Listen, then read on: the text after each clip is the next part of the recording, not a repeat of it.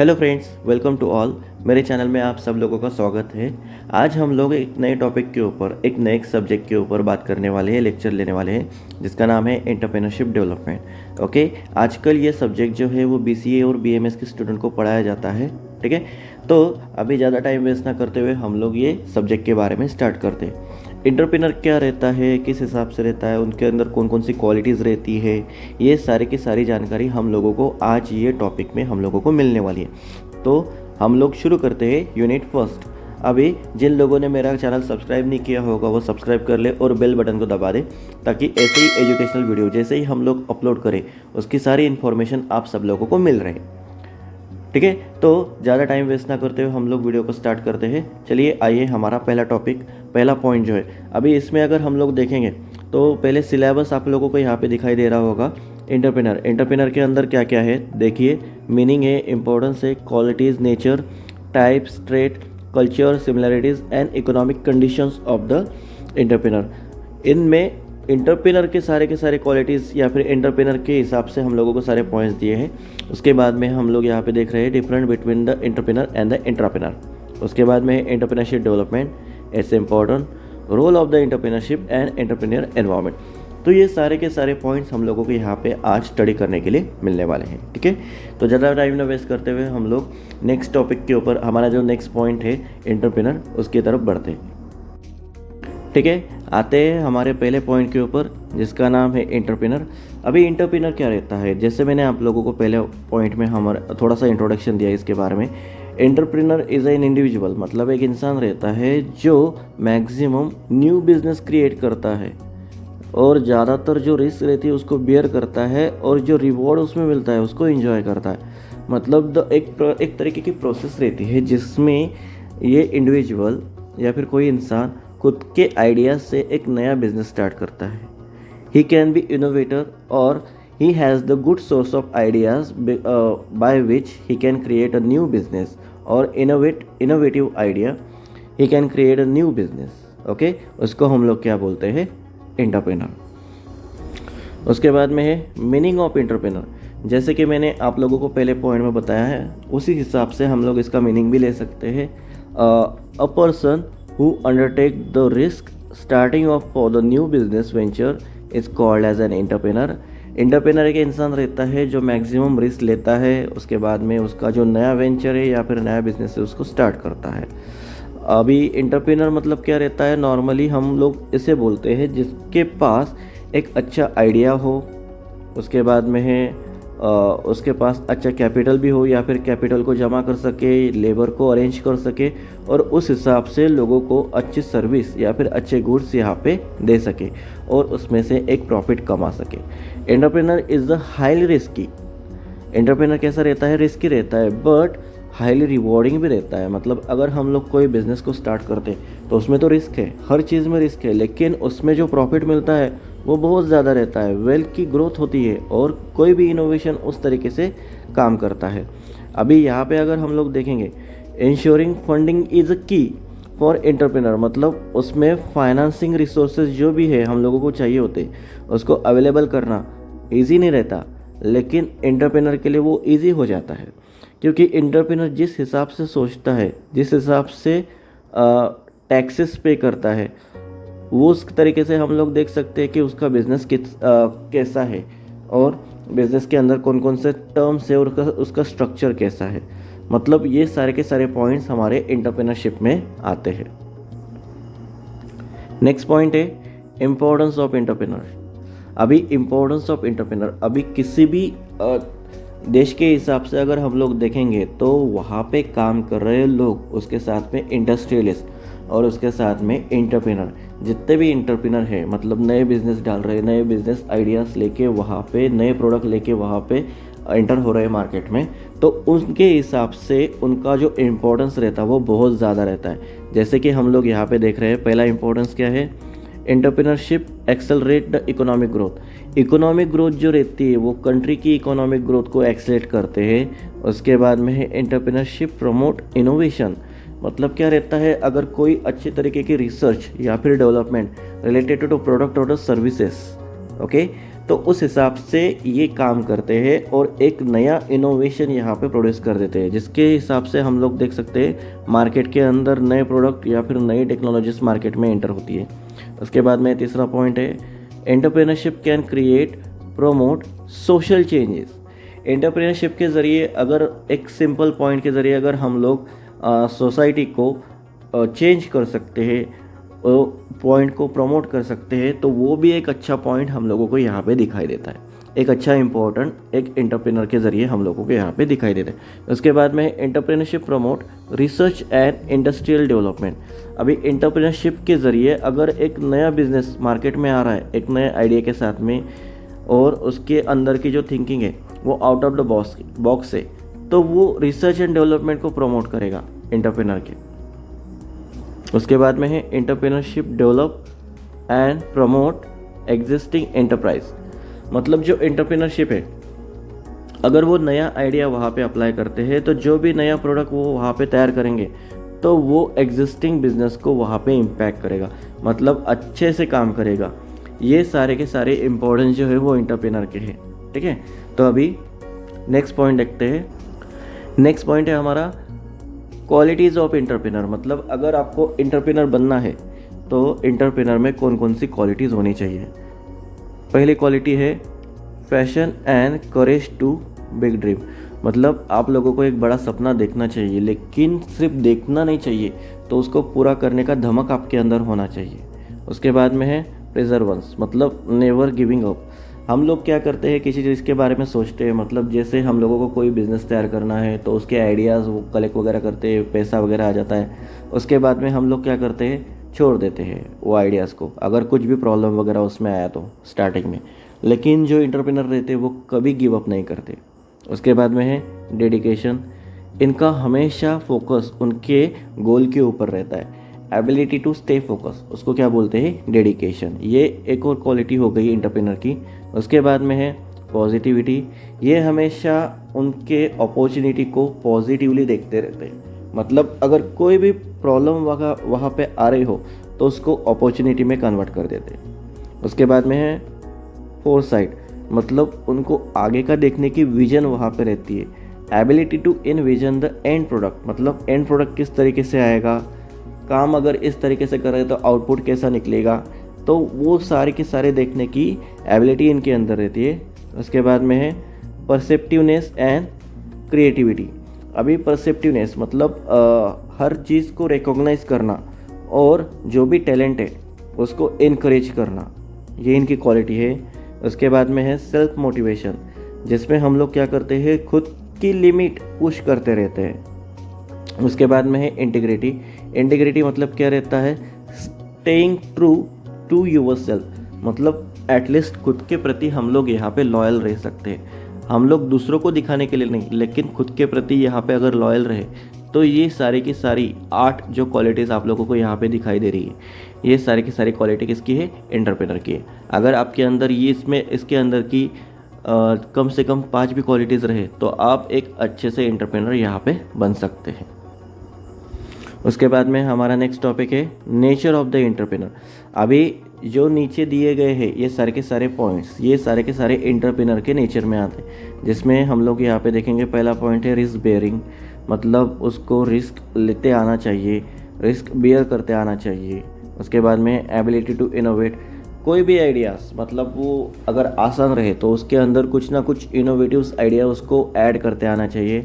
उसके बाद में एनवायरनमेंट ओरिएंटेड एक्टिविटीज़, मतलब जिस तरीके से एनवायरनमेंट है उसके साथ में शामिल होकर वहाँ पे एक्टिविटी उसको करते आनी चाहिए। उसके बाद में क्रिएशन ऑफ रिसोर्सेज, वो ऐसा चाहिए कि उसको मतलब रिसोर्सेज नहीं है ऐसा नहीं बोल सके, मतलब उसको रिसोर्सेज क्रिएट करते आना चाहिए। कोई भी रिसोर्स रहे, रॉ मटेरियल हो या फिर फाइनेंस रहे या फिर लेबल्स रहे, ये जितने भी रिसोर्सेज है उसको क्रिएट करते आना चाहिए। उसके बाद में है क्रिएटिव एक्टिविटी। अभी क्रिएटिव एक्टिविटी हर तरीके से, मतलब जो भी एक्टिविटी वो करता होगा वो एक तरीके से इनोवेटिव रहे या फिर क्रिएटिव रहे। उसके बाद में है management is the tool of the entrepreneurship. सही है, अगर मैनेजमेंट ना रहे किसी एंटरप्रेन्योरशिप के साथ में तो वो किसी तरीके से वो काबिल नहीं है एंटरप्रेन्योर बनने के। ओके। उसके बाद में है प्रैक्टिस बेस्ड ऑन नॉलेज, मतलब अगर किसी चीज़ से रिलेटेड वो प्रैक्टिस नहीं करता होगा तो वो अच्छे से इंटरप्रेनर भी नहीं बन सकता। इसलिए हम लोग को क्या करना पड़ता है, प्रैक्टिस करना पड़ता है। जितनी ज़्यादा हम लोग प्रैक्टिस करेंगे उतने अच्छे से हम लोग वो टॉपिक के अंदर एक्सपर्टाइज होते जाएंगे। ठीक है, तो ये सारे हो गए नेचर। अभी हम लोग यहाँ पे देखने वाले हैं द 5 टाइप्स ऑफ एंटरप्रेनर। अभी कौन कौन से टाइप्स रहते हैं, इसमें पहले आते हैं इनोवेटर्स। अभी इनोवेटर्स क्या रहते हैं, ये एक तरीके के एंटरप्रेनर रहते हैं जो एक नए आइडिया के हिसाब से उनका बिजनेस प्लान तैयार करते हैं। दूसरे आते हैं द हसलर एंटरप्रेनर। अभी हसलर एंटरप्रेनर कौन रहते हैं, जैसे इनोवेटर्स रहते हैं उनके हिसाब से नहीं, लेकिन ये क्या करते हैं, जैसे whose vision is the gas in their engine, hustlers just work harder and are willing to get their hand dirty। मतलब इस तरीके के एंटरप्रेनर जो रहते हैं उनको क्या अच्छा लगता है कि किसी काम के अंदर वो अच्छे से हाथ डाल सके और उसमें से रिजल्ट ला सके, इसको बोलते हैं हसलर एंटरप्रेनर। उसके बाद में है इमिटेटर। अभी इमिटेटर जो रहते हैं वो दूसरों को कॉपी करते हैं, नॉर्मली वो कॉपी करते हैं, इसके लिए उनको क्या बोलते हैं, इमिटेटर एंटरप्रेनर। मतलब दूसरों के आइडियाज़ कॉपी करना, उसके अंदर थोड़ा सा अपनी आइडिया डाल देना, इम्प्रूव करना और उसके अंदर अच्छा सा प्रोडक्ट तैयार करना। मतलब अच्छे से, मतलब बाकी लोगों का आइडिया कॉपी करना और मार्केट के अंदर वो आइडिया अप्लाई करना, इनको बोलते हैं इमिटेटर। मतलब दूसरों को कॉपी करते हैं। उसके बाद में है रिसर्चर। अभी रिसर्चर कौन रहते हैं, मतलब आफ्टर हैविंग एन आइडिया, मतलब उनके पास कुछ आइडिया रहता है तो वो क्या करते हैं, उनका टाइम लेते हैं, खुद का टाइम लेते हैं और उससे रिलेटेड एक रिलेवेंट इन्फॉर्मेशन वहाँ पे तैयार करते हैं, जिससे उनको किसी भी टॉपिक में, किसी भी पॉइंट में वहाँ पे फेल्योर ना आए और वो अपना आइडिया जो वो एनालाइज करते रहते हैं हर एंगल से। इनको क्या बोलते हैं, रिसर्चर। उसके बाद में है बायर। अभी बायर क्या रहते हैं, बायर इज़ देयर वेल्थ। मतलब ये टाइप के एंटरप्रेनर जो रहते हैं ये पैसे से कोई भी चीज़ यहाँ पे बाय कर सकते हैं, मतलब दूसरा बिजनेस, दूसरों के बिजनेस यहाँ पे ये बाय कर सकते हैं। इनको हम लोग क्या बोलते हैं, बायर्स। ये 5 टाइप एंटरप्रेनर के हो गए। फिर से देखते हैं, innovators, hustler, imitators, researchers and buyers. अभी नेक्स्ट टॉपिक है हमारा traits of the entrepreneur. Traits मतलब क्या रहते हैं, पर्सनल कैरेक्टर रहते हैं किसी एंटरप्रेनर के। अभी इसमें हम लोग देखेंगे एंथुसियासिज्म। मतलब अभी एंथुसियासिज्म मतलब क्या है, किसी काम को करने का एक उत्साह रहता है हर एक में। अभी एंटरप्रेनर जो रहता है उनके अंदर तो उत्साह भरा रहता है, अगर नहीं रहा तो फिर वो एंटरप्रेनर किस काम का। उसके बाद में है कॉन्फिडेंट। कॉन्फिडेंट रहना चाहिए, अगर ओवर कॉन्फिडेंट नहीं, ठीक है, कॉन्फिडेंट अगर रहेगा तो ये सबसे इम्पोर्टेंट उसका ट्रेट है। उसके बाद में पैशनेट, मतलब कोई भी काम करने के लिए उसके अंदर कुछ ना कुछ पैशन उसके अंदर चाहिए रहता है। ऑप्टिमिस्टिक मतलब आशावादी। उसके बाद में है लीडर, वो सबको लीड करता फिरे, मतलब अच्छे काम के लिए, बुरे काम के लिए नहीं। उसके बाद में है प्रैक्टिकल, वो हर चीज़ के लिए प्रैक्टिकल सोच के साथ में चाहिए। विजनरी चाहिए, रिस्क टेकर चाहिए। तो ये सारे के सारे जो ट्रेट्स है ये एंटरप्रेनर के रहते हैं। ठीक है, सबसे ज़्यादा इम्पोर्टेंट पॉइंट हमारा यही रहता है जो एग्ज़ाम में आपको पूछा जा सकता है। इसके बाद में हमारा नेक्स्ट टॉपिक है एंटरप्रेनर कल्चर। अभी एंटरप्रेनर कल्चर मतलब क्या रहता है, एक एंटरप्रेनर किस तरीके से चाहिए रहता है, जिसमें उसमें कुछ क्वालिटीज़, कुछ पॉइंट्स रहने चाहिए, जिसमें है openness, adaptability, result and rewards और आफ्टर दैट लर्निंग ऑर्गेनाइजेशन। मतलब ओपननेस मतलब क्या रहता है कि वो हर किसी से मतलब इन्फॉर्मेशन शेयर करता रहे, जिससे उसको अच्छे से कुछ ना कुछ पॉइंट वहाँ पे स्टडी करते आने चाहिए। उसके बाद में अडेप्टेबिलिटी, मतलब वो ऑर्गेनाइजेशन को मॉनिटर करे, एसेस करे, रिस्पॉन्ड करे, जिस हिसाब से इंटरनल एंड एक्सटर्नल चेंजेस होते रहे। उसके बाद में नेक्स्ट है रिजल्ट एंड रिवॉर्ड, मतलब एक डेडिकेशन, जो आउटकम है या फिर इम्पैक्ट हो ऑर्गेनाइजेशन का, जिसके अंदर अगर अच्छे से बिहेवियर करते रहे कुछ लोग या फिर एम्प्लॉयज़, तो हम लोग वहाँ पे किस तरीके का रिजल्ट और रिवॉर्ड पा सकते हैं, ये यहाँ पे बता दिया जाता है। लर्निंग ऑर्गेनाइजेशन मतलब क्या रहती है, एक ऑर्गेनाइजेशन रहती है एम्प्लॉयज़ की, वहाँ पे ऑर्गेनाइजेशन में जितने भी एम्प्लॉयज़ है वो कंटिन्यूसली लर्न एंड ग्रो इस तरीके से काम करते रहते हैं। मतलब ग्रो भी होते रहते हैं और लर्न भी करते रहते हैं। अगर कोई चीज़ नई उनको वहाँ पे मिलती रहे, तो ये एक तरीके से एंटरप्रेनर का कल्चर रहता है। ठीक है, अभी हमारा जो नेक्स्ट पॉइंट है, difference between the entrepreneur and entrepreneur. अभी एंटरप्रेनर और एंटरप्रेनर, अभी आप लोगों को पता चल गया होगा कि एंटरप्रेनर क्या रहता है। अभी एंटरप्रेनर क्या रहता है? एंटरप्रेनर एक तरीके का एम्प्लॉयज़ रहता है, मतलब जो एंटरप्रेनर के अंदर काम करता है, एंटरप्रेनर के नीचे काम करता है, इसलिए उसको क्या बोलते हैं? एंटरप्रेनर। ध्यान में रखिए, ये जो पॉइंट है ये बहुत ही थोड़े डिफरेंट पॉइंट है, इंटर एंड इंट्रा। तो एंटरप्रेनर जो रहता है वो एंटरप्रेनर के अंदर में काम करता है, मतलब वो उसका एक एम्प्लॉय रहता है, इसलिए उसको क्या बोलते हैं? एंटरप्रेनर। अभी एंटरप्रेनर और एंटरप्रेनर, इन दोनों के अंदर का डिफरेंस जो है हम लोगों को यहाँ पे देखना है। अभी यहाँ पे आप लोगों को दिख रहा होगा हमारा जो डिफरेंस है वो किस हिसाब से लिया है, मतलब on the basis of difference हम लोगों ने यहाँ पे पॉइंट दिए हैं, जिसमें थिंकिंग, डिपेंडेंसीज, उसके बाद में है फंड मोबिलाइजेशन, रिवॉर्ड्स, उसके बाद में है रिस्क बेयरिंग, उसके बाद में है स्टेटस, ऑपरेशन। इस हिसाब से हम लोगों ने अभी यहाँ पे ये पॉइंट लिए हैं। तो एंटरप्रेनर कौन रहता है? एक फ्री थिंकर रहता है, मतलब वो थिंकिंग उसकी लिमिटेड नहीं रहती। फ्री थिंकिंग मतलब उसको जो भी करना है, कैसे करना है, क्या करना है, ये सारी की सारी चीज़ें उसको पता रहती है। उसके बाद में है एंटरप्रेनर। अभी एंटरप्रेनर जो रहता है उसको फोर्स किया जाता है थिंक करने के लिए, मतलब एक एम्प्लॉयज़। अभी एम्प्लॉयज़ कैसा रहता है? उसको लिमिटेशंस दी जाती है और उस हिसाब से उसको सोचना है कि बिजनेस में क्या करना है। उसके बाद में है डिपेंडेंसी।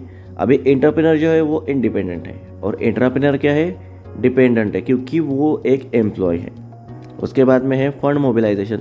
अभी एंटरप्रेनर के लिए जो फंड मोबिलाइज होता है वो उसके वेंचर से होता है, और एंटरप्रेनर के पास तो फंड ही नहीं रहता, क्योंकि वो खुद एक सैलरी के ऊपर काम करता है। उसके बाद में है एंटरप्रेनर के अंदर जो रिवॉर्ड्स रहता है, वो रिवॉर्ड्स मतलब उसको प्रॉफिट रहता है, और उसके पास रिस्क बेयरिंग एबिलिटी रहती है, मतलब जो भी रिवॉर्ड्स वगैरह रहे वो उसका प्रॉफिट रहता है। अभी एंटरप्रेनर के पास अब मतलब वो प्रॉफिट वगैरह कुछ भी होगा वो तो शेयर नहीं कर सकता, क्योंकि वो उसकी सैलरी है या फिर वो इंसेंटिव है जिसके लिए वो काम कर रहा है, तो वो तो शेयर नहीं कर सकता। उसके बाद में है नेक्स्ट रिस्क बेयरिंग। अभी रिस्क बेयरिंग मतलब क्या है? एंटरप्रेनर जो है वो रिस्क बेयर करता है, जितने भी वो वेंचर्स में रहेंगे वो सारे के सारे रिस्क बेयर कर सकता है और वो उस हिसाब से काम कर सकता है। अभी एंटरप्रेनर जो है वो किसी तरीके के रिस्क जो है वो बेयर नहीं कर सकता, क्योंकि वो वेंचर के लिए काम करता है। ठीक है, वेंचर के अंदर काम करता है, जो भी कंपनी है वहाँ पे उसके अंदर काम करता है, और उसकी सारी इन्फॉर्मेशन अकाउंटेबल रहती है। कोई भी टास्क या फिर कोई भी प्रोजेक्ट वहाँ पे रहा तो अकाउंटेबल रहती है, और उसको एक लिमिटेड फंड रहता है जो कि उसकी सैलरी रहती है। इसकी वजह से उसके ऊपर वो रिस्क ले नहीं सकता। उसके बाद में है entrepreneur is a owner status. अभी एंटरप्रेनर का क्या रहता है? वो ओनर रहता है कोई भी कंपनी का, और एंटरप्रेनर एक सैलरीड एम्प्लॉयड मतलब एक सिंपल आदमी रहता है जो एक ऑर्गेनाइजेशन में काम कर रहा है। उसके बाद में है ऑपरेशन। अभी एंटरप्रेनर जो है वो बाहर से भी ऑपरेट कर सकता है, कोई ऑर्गेनाइजेशन रहे तो उसको बाहर से भी ऑपरेट कर सकता है, और एंटरप्रेनर जो है उसको एंटरप्राइज के अंदर रह के ही उसको ऑपरेट करना पड़ता है, मतलब वो ऑर्गेनाइजेशन के बाहर रह के ऑपरेट नहीं कर सकता। ठीक है, तो ये डिफरेंस हो गया एंटरप्रेनर एंड एंटरप्रेनर का। ठीक है, तो अभी नेक्स्ट पॉइंट की तरफ जाते हैं। नेक्स्ट पॉइंट है हमारा एंटरप्रेन्योरशिप डेवलपमेंट। अभी एंटरप्रेन्योरशिप डेवलपमेंट क्या रहती है? देखिए, a process of enhancing the skills and the knowledge of entrepreneur regarding the development of management organization of a business venture while keeping in the mind the risk associated within it. मतलब क्या रहती है entrepreneurship? मतलब अभी हम लोगों को पता है जो एंटरप्रेनर है वो अपने हिसाब से काम करते हैं, लेकिन कुछ एंटरप्रेनर ऐसे रहते हैं उनके माइंड के अंदर कुछ ना कुछ प्रॉब्लम चल रही होती है, या फिर वो रिस्क रिलेटेड कुछ ना कुछ सोचते रहते हैं। तो इन सब एंटरप्रेनर को एक साथ लेके इनकी डेवलपमेंट करना, मतलब इनको जिस चीज़ से प्रॉब्लम हो रही होगी उसके लिए एक अच्छी सी ट्रेनिंग प्रोवाइड करना, इस प्रोग्राम को क्या कहते हैं? Entrepreneurship development. ओके, एकदम सिंपलेस्ट वे में आपको यहाँ पे समझा दिया गया है। ठीक है, ये हो गया हमारा एंटरप्रेन्योरशिप डेवलपमेंट। अभी नेक्स्ट पॉइंट देखते हैं। अभी हमारा नेक्स्ट पॉइंट है एंटरप्रेन्योरशिप डेवलपमेंट इम्पोर्टेंस। अभी क्या इम्पोर्टेंस रहते हैं? अगर हमारे देश में जितने भी एंटरप्रेनर मतलब जो लोग खुद होके काम करने वाले हैं या फिर उसको काम करना है, अपना खुद का बिजनेस डालना है, तो अगर उससे रिलेटेड अगर देखा जाए इम्पोर्टेंस क्या है, मतलब उसमें तो सबसे पहले हमारा जो देश है उसकी इकोनॉमिक ग्रोथ होगी। ठीक है, मतलब कोई भी देश उसमें जो भी अगर नए प्रोडक्ट आए या फिर नई सर्विसेज वहाँ पे अवेलेबल हो जाए मार्केट में, या फिर कोई भी नया बिजनेस मार्केट में आ जाए, तो उसकी तो ग्रोथ होगी ही। इसलिए पहला पॉइंट है हमारा इकोनॉमिक ग्रोथ। उसके बाद में है वेल्थ जनरेशन। अभी वेल्थ जनरेशन क्या मतलब, वहाँ पे पैसे जनरेट हो जाएंगे, रेवेन्यूज़, प्रॉफिट। अगर वो कंपनी अच्छा काम करेगी तो वो रेवेन्यू और प्रॉफिट कमाएगी, और उसके हिसाब से वो कम्प्लीटली मतलब जिस एरिया में वो काम करेगी तो वहाँ पे जितने भी लोग रहेंगे, मतलब जो सैलरी एम्प्लॉयज़ रहेंगे, वर्कर्स रहेंगे, तो उनको भी पैसा मिलेगा, मतलब क्या, वेल्थ जनरेशन। उसके बाद में है सोशल चेंज। अभी सोशल चेंज मतलब क्या रहता है, जो भी एंटरप्रेन्योर यहाँ पे काम कर रहे हैं वो डिपेंडेंस जो है आउटडेटेड प्रोसेस एंड टेक्नोलॉजीज़ का वो कम कर देते हैं। मतलब उससे क्या होता है, innovative goods and services market में आती है। मतलब अच्छे तरीके के नए टाइप के इनोवेटिव गुड्स और सर्विसेज वहाँ पे अवेलेबल हो जाए तो पुरानी टेक्नोलॉजी गायब हो जाती है और नई टेक्नोलॉजी वहाँ पे आ जाती है, जिससे एक सोशल चेंज हम लोगों को वहाँ पे मिलता है। उसके बाद में है नेक्स्ट पॉइंट है कम्युनिटी डेवलपमेंट। नेक्स्ट पॉइंट है हमारा कम्युनिटी डेवलपमेंट। अभी एक एंटरप्रेन्योर क्या करता है, एक कम्युनिटी के अंदर रह के ही वो कम्युनिटी को डेवलप करने का काम करता है। मतलब अभी अगर एक ऑर्गेनाइजेशन यहाँ पे अगर काम कर रही है हमारे आसपास के एरिया में, तो वहाँ पे वो अपना तो डेवलपमेंट करेगी, उसके साथ में वहाँ पे आसपास जितने भी लोग रह रहे हैं या फिर जो भी कम्युनिटी रह रहे होगी तो उनका भी डेवलपमेंट वहाँ पे करते हैं। मतलब इतने आसानी से यहाँ पे काम हो जाता है।